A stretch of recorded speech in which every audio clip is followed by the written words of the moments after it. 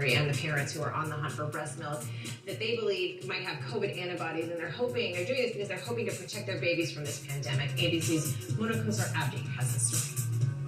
Breast milk is a primary source of nutrition for newborns, often called liquid gold. And this morning, some moms believe the MVP could be milk that contains COVID-19 antibodies. If there's a way I can do something to offer a level of protection to my child, I'd like to try.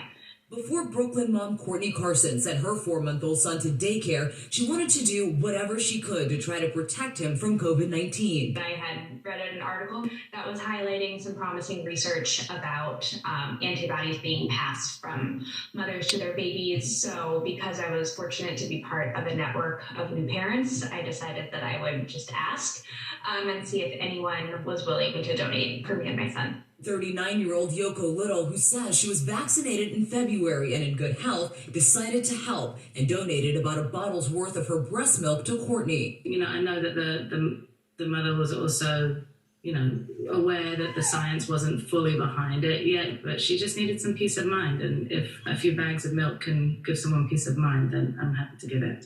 There are some small but promising studies that show vaccinated women can pass along COVID-19 antibodies to their babies in utero and through their breast milk. But so far, there's no studies that show donated breast milk can do the same, with medical experts calling for more research to understand what levels of protection, if any, can be passed on to children. The FDA warns about the potential dangers of milk sharing from an individual or from an online source, including exposure to infectious diseases, including HIV, some illegal drugs, and prescription drugs. The FDA recommends finding a milk bank, which can be a safer option. Not only do we screen the donors, we test their blood.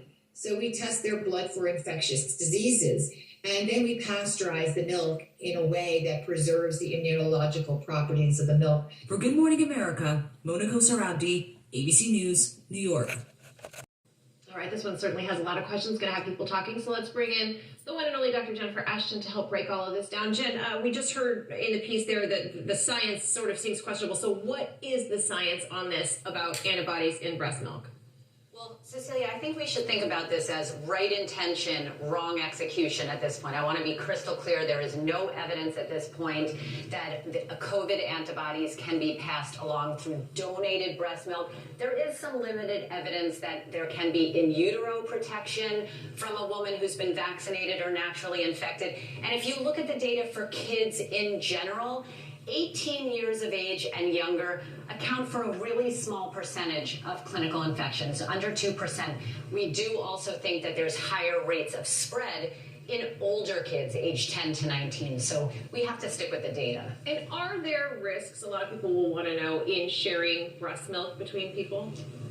Oh, 100%. If this is not coming from a screened milk bank, as we just heard, there are big time risks. This is a bodily fluid. It can transmit major infectious diseases, other medications, drug metabolites. And remember, Cecilia, this is not Victorian era England here. We don't need to do black market milk sharing to keep babies alive. So right now, risks definitely outweigh any potential benefits. What other options might parents have out there?